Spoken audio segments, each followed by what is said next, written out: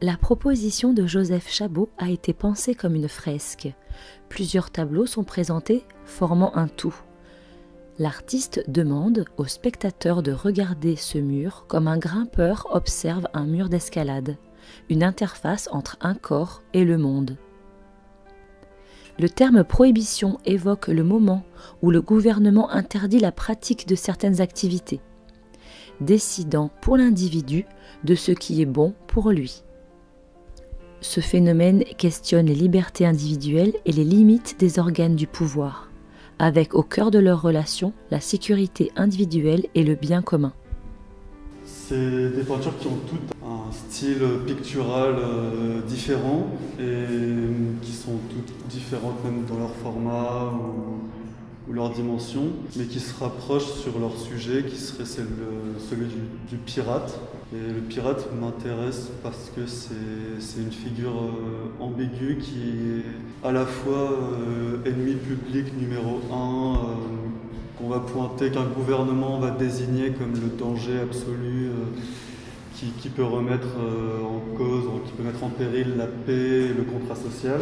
Et à la fois, le pirate n'est personne, il n'a pas de statut social, il n'a pas d'identité, il appartient à aucune nation, il appartient à aucun pays, il réside nulle part. Dans un système de prohibition, du coup, le pirate est une figure qui m'intéresse parce que c'est celui qui va mettre en place, parce qu'il est hors la loi, des activités parallèles et essayer de développer des nouvelles façons de faire. Et par là peut-être faire naître des nouvelles pratiques culturelles. Si on se penche plus en détail sur les peintures et qu'on regarde la plus grande, qui est à mes yeux la plus importante, c'est une peinture qui est tirée d'une photographie qui a été recadrée et qui montre des gens qui sont en état d'arrestation, les mains en l'air, mais on ne sait pas pourquoi ça a été coupé. Il y a une figure à l'intérieur de ce tableau qui est la figure centrale qui a les mains en l'air ici. À la différence des autres qui ont tous les mains sur la tête, lui respecte aussi l'injonction de mettre les mains en l'air, mais dans une posture plus nonchalante et un petit peu provocatrice, et que j'associe à Bartholdi et à une forme de résistance passive qui passe par une double négation du « je préférerais ne pas », plutôt que de dire non directement. Cette ambiguïté qu'il y a dans cette image qui a été coupée, c'est un jeu qui revient assez souvent dans toutes les peintures qui sont là, où ce qu'on voit au premier abord n'est pas forcément la vérité de l'image et qui demande de s'éloigner, de s'avancer pour voir des détails, pour comprendre ce qu'il peut y avoir derrière. C'est aussi présent dans le point qui est là-haut, qui de loin et qui est aussi accroché en hauteur pour ça, qui de loin est donc un point assez évident dans ce qu'il représente. Celle-ci, c'est un tableau qui est fait d'après le mythe de la caverne. Et c'est quelque chose qui est assez fréquent, qui revient assez souvent dans ma peinture, cette question à partir du moment où la peinture représente la réalité, à quel degré est-ce que ça la construit ou ça la déforme. Antoine Dochniak nous propose La pleureuse. Elle n'a pas souhaité être en compétition avec celles qu'elle considère comme ses collaboratrices. Alors, elle pleure, elle désapprouve. Mais elle a tout de même décidé d'être là. Non pas pour faire semblant, mais pour jouer de la position qui lui est attribuée. Penchée sur son nombril, elle se regarde avec sincérité. La fête est finie, l'étincelle est derrière elle. Gauthier Andrieux Chéradame propose une réflexion sur nos certitudes quant à la normalisation de notre environnement. C'est un pétrin en hêtre massif avec du coup un socle qui reprend la forme du chevalet pour couper les bûches, qui lui est en châtaignier. C'est du bois qui a beaucoup voyagé, c'est une pièce qui a évolué à différents endroits et qui s'est finalisée ici. L'importance pour moi de faire un pétrin, c'était à la fois pour l'objet qui est défini par sa fonction, qui va créer un microcosme à l'intérieur qui va être propice à la levée du pain, et en même temps que le fait que ce soit une forme d'analogie avec la question du travail, avec le pain qui est en train de travailler, qu'on attend, qui est en train de lever.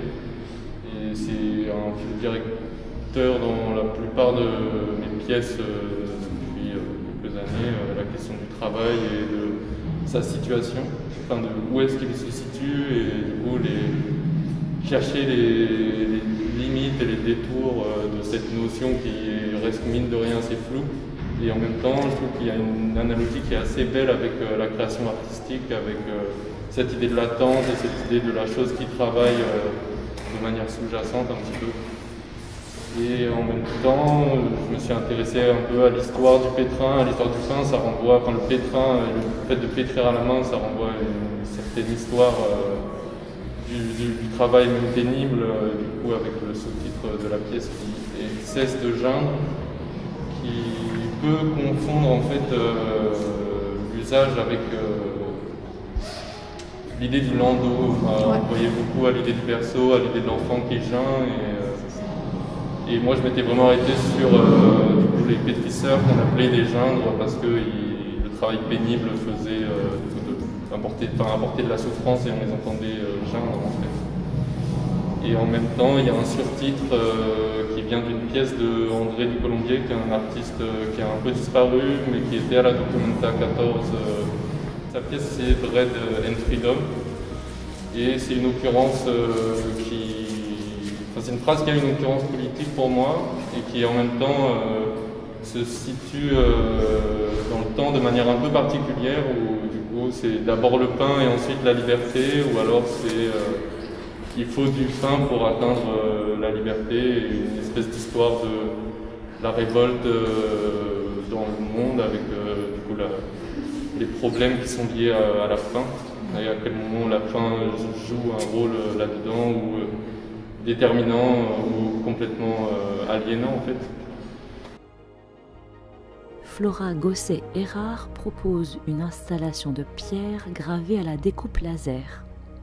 L'artiste fabrique des protocoles qui vont aboutir à un résultat différent de la technique pour laquelle elle est utilisée. Dans mon travail, j'expérimente beaucoup de techniques et de machines et j'essaie de... En fait, je fais une différenciation entre la fonction et le fonctionnement. Donc la fonction comme ce pourquoi la machine est destinée, et le fonctionnement, c'est-à-dire tout le processus qui va permettre d'aboutir à ce résultat. Et j'essaie d'apprendre à utiliser parfaitement les machines pour pouvoir après insérer un petit quelque chose qui va aller dans mon sens pour la forme plastique que je recherche. Donc la découpe laser, ça fonctionne comme un appareil photo. C'est une focale, donc je lui indique un point à regarder pour le laser. Et si du coup il y a du dénivelé ou des crevasses, tout de suite il y a en fait du flou, voire la disparition du dessin qui se fait. Si vous avez pris la petite feuille de salle, le titre c'est un petit code binaire composé de 0 et de 1 qui signifie ligne. Et c'est pour faire aussi référence au procédé que j'emploie, parce que je vais donner à la machine une image composée de bandes blanches et de bandes noires, donc quelque chose de très strict et binaire, pour finalement aboutir à un résultat qui est beaucoup plus sensible avec un effacement qui se fait. Et en même temps, sans l'information technologique du coup des matériaux qui est sur la fiche de salle ou le titre, les pierres seules, on ne peut pas deviner vraiment qu'elles ont été fabriquées, en quelque sorte. On pense vraiment à des stries naturelles qui font partie vraiment de la pierre, et c'est pour ça que je les ai alignées sur le mur. Tout d'un coup, il y a un doute qui vient s'installer sur cette composition qui est un peu trop belle, un peu trop linéaire pour vraiment pouvoir exister telle qu'elle est. Ces pierres, c'est des pierres qui ont été récupérées, qui étaient destinées à être remises à la carrière, qui ont été pendant une quinzaine d'années des murets, et du coup qui étaient en train d'être détruits. J'ai décidé de récupérer ces pierres en sachant que je voulais commencer déjà mon expérimentation avec la découpe laser sur des volumes. Donc ça a été l'opportunité d'essayer avec ces pierres.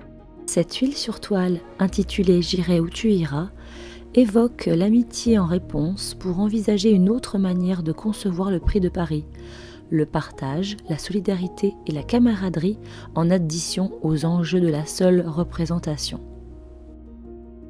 C'est un refus en tout cas de participer à ce contexte-là de prix de cette manière-là. C'est un geste pour aussi le futur, de se dire que ce qui était le bénéfice, entre guillemets, autant l'appartement que l'argent, en tout cas de mutualiser ça ensemble et de partager.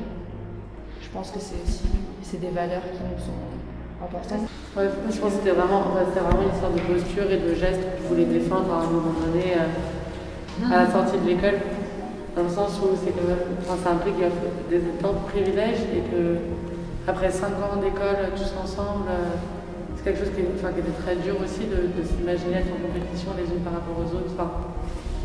Et que pour nous c'était plus un geste politique de dire qu'on refusait ça et symbolique aussi. Ouais.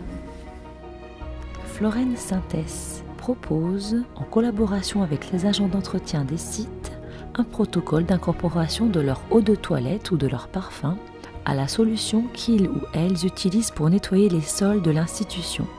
Agent comptant opère comme trace olfactive, indice et révélateur de passage et de présence de celles et ceux qui les enlèvent.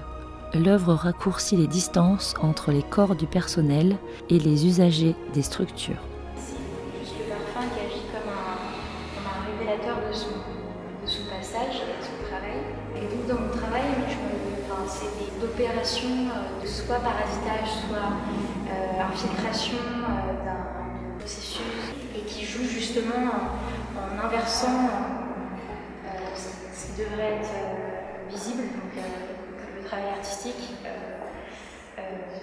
par rapport aux personnes qui soutiennent, tiennent, supportent les espaces. L'artiste Charles Wesley nous propose une projection de 15 minutes intitulée Ciel sonique, une fiction qui suit un personnage non binaire, disque jockey, qui ne peut plus parcourir le monde et rejoindre les foules en raison d'une menace globalisée.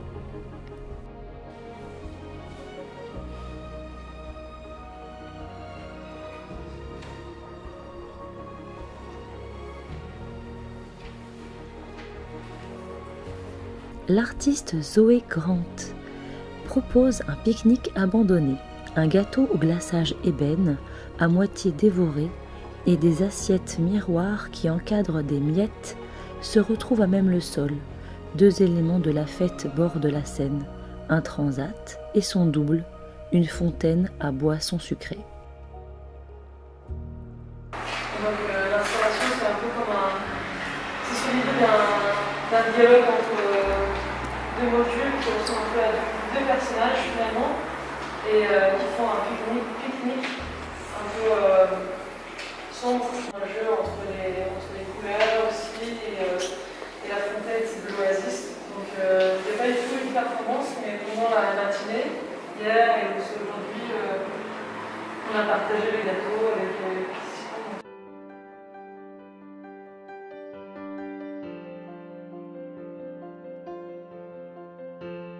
Donc, une installation qui a débuté dans le carnet, dans un carnet en particulier, dans lequel j'ai extrait 3 dessins et que j'ai agrandi, retouché, imprimé et colorisé avec la technique de en imprimant avec l'offset. J'ai utilisé beaucoup de couleurs et du coup j'ai pu coloriser un peu ces dessins. L'alliage du métal et des dessins, ça forme un peu des personnages. Du coup, 3 personnages avec lesquels j'ai chanté hier. Et donc, moi, je me positionnais ici et moi-même, j'avais aussi un dispositif qui m'accompagnait, donc en métal. Et donc, c'était un porte-micro. Et donc le micro avec lequel j'ai chanté qui m'a accompagnée. Et donc j'ai chanté sur It's a Wonderful Life de Black. Et donc une musique qui parle d'une vie merveilleuse, d'un homme seul. Et donc je me sentais assez proche de cette personne pour l'interpréter. Maggie Chevalier nous propose une performance intitulée Le privilège du blanc. Cette pièce est un chant adressé au mur. Un texte écrit de manière intime où j'essayais de comprendre quel était son statut aujourd'hui et d'essayer de regarder cet espace non pas comme un espace neutre. Comment existe la performance en dehors du moment quand on n'y assiste pas, c'est assez fondamental et ça fait partie des enjeux aussi de mon travail. Élise Drevet nous propose une installation intitulée Le peuplement innombrable du vide. La partition silencieuse met en relation 3 protagonistes, la marionnette, les canards immobiles pourtant en mouvement, l'épouvantail, absent ou de passage. Et je travaillais beaucoup à ce moment-là sur l'interstice, l'entre-deux. Et donc en essayant de faire un accrochage, j'ai découvert aussi ce truc de contraste par rapport à l'exposé entre deux lumières différentes, plutôt une sombre, plutôt une claire. Et finalement, du coup, on se retrouvait dans un jeu de clair-obscur. Et donc voilà. Et après, de manière générale, je récupère beaucoup de matériaux, ça fait des formes de collection. Jusqu'au pantin, la marionnette qui est un peu dans l'obscurité, qui fait d'où ses gros yeux, ses pupilles très, très dilatées. Je suis partie de la laine de mouton brute et je l'ai nettoyée, teintée, feutrée. Donc en fait, j'ai fait des membres en papier mâché et avec le feutre, j'ai fait des chaussettes pour les membres en papier mâché. Et après, tout est dans les articulations.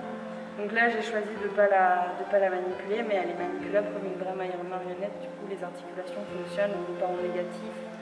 Et ce qui lui donne quelque chose de très, très humain, en tout cas morphologiquement proche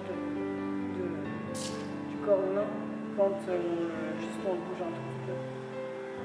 D'accord, donc dans votre installation, vous avez utilisé à la fois de la marionnette de tissu, de la vidéo, du bois, des objets de récupération. Voilà. Ça, c'est une pièce que j'ai faite en bois aussi, avec un ami. Et, vous l'avez fabriquée vous-même, d'accord. Ouais. Et donc c'est en quel bois? C'est du bois de hêtre. D'accord. Et je vais faire les pions, ce sera des sphères d'argile. De différents argiles pour avoir différentes couleurs pour que les joueurs puissent retrouver leur pion sur le plateau. C'est le jeu des dames chinoises. Vinciane Mandrin propose un assemblage d'extraits de performances, lectures et fragments visuels et sonores. L'artiste y décrit les transformations d'un corps au contact des costumes qu'il revêt, des rôles qu'il joue dans les espaces de pouvoir physique et symbolique qu'il traverse. On va dire c'est un remix d'une série de pièces de Mark Leakey, un artiste anglais, qui a fait toute une série de pièces qui s'appelle Big Box Statue Action, où il amène un son de système dans des galeries et ensuite il les fait diffuser devant des sculptures, alors des éléments qu'il a récupérés de la modernité. Et moi en fait j'ai récupéré cette mise en scène, cette structure, avec du coup ce son de système que j'ai fabriqué l'année dernière avec un ami musicien. Donc un son de système qui diffuse un morceau de 12 minutes qui est à la base fabriqué à partir d'une série de collages en fait. Et de cette série de collages, j'ai extrait un texte qui a ensuite été lu et enregistré par Adrienne Émérite, une ancienne étudiante des Beaux-Arts de Lyon. Et avec cette matière première, ensuite je l'ai fournie à un ami musicien qui m'a fait une composition à partir de ça. Une sorte de composition avec 4 mouvements, un premier dans lequel le texte est lu en entier, ensuite lui il vient redécouper les éléments de texte qui lui plaisent pour venir structurer le morceau. Donc un morceau qui en fait, utilise quelques gimmicks du dub et de la musique électronique, des différentes musiques électroniques en général. Et en face de son système, il y a donc ce cube en profilé aluminium dans lequel j'ai tendu un pantalon. Et en fait, les pantalons, c'est une série de pièces que j'ai commencé l'année dernière. Donc un peu dans la volonté de fabriquer des objets qui peuvent à la fois être suspendus, disposés dans l'espace d'exposition avec divers moyens de diffusion de ces formes, et que je porte aussi dans d'autres conditions. Donc vraiment pour essayer d'avoir une pièce avec laquelle je peux optimiser au mieux la possibilité de sa diffusion. Et ce pantalon, il est fabriqué en fait à partir d'une impression textile sur lequel j'ai fait imprimer un collage. Donc qui lui aussi revient en fait de cette banque de séries de collages que j'ai fabriqué à partir de laquelle j'ai extrait ce texte. Vraiment une espèce d'aller-retour déjà formel entre les deux éléments. Et aussi, là aussi là derrière, c'est en fait vraiment la pièce, c'est le pantalon et le morceau. Et ensuite, tout ce qui l'entoure, c'est les moyens d'adapter ces formes au lieu et de les diffuser. Enfin, le son système, c'est un outil de diffusion qui est, on dirait, à l'échelle du corps et qui permet en fait d'avoir un ressenti physique de la musique. Après, dans la condition, là, il n'est pas non plus très très fort parce qu'on est dans une pièce fermée qui résonne un peu. Donc, pour le calibrer, ça met une contrainte en plus, mais il reste cet aspect physique dans la manière de ressentir le morceau. Et donc, au niveau du choix des couleurs, ce fuchsia, c'était vous qui l'avez peint ouais, ou c'était en fait, c'est assez pragmatique, mais on ne voulait pas le faire noir parce que c'est plus connoté, on va dire, techno ou art-tech. Il y a déjà un son de système bleu à Lyon, donc on ne voulait pas le faire bleu non plus. On ne voulait pas le faire vert parce qu'il serait vraiment plus connoté dub. Donc on a marché un peu par déduction et au final il restait une espèce de framboise. Il y a aussi un peu cette volonté de faire un objet qui à la fois est là pour diffuser mais qui a aussi une présence culturelle et qui marche un peu comme un signe et qui se reconnaît. Tout à fait. Très bien. Écoutez, merci beaucoup en tout cas pour ces explications.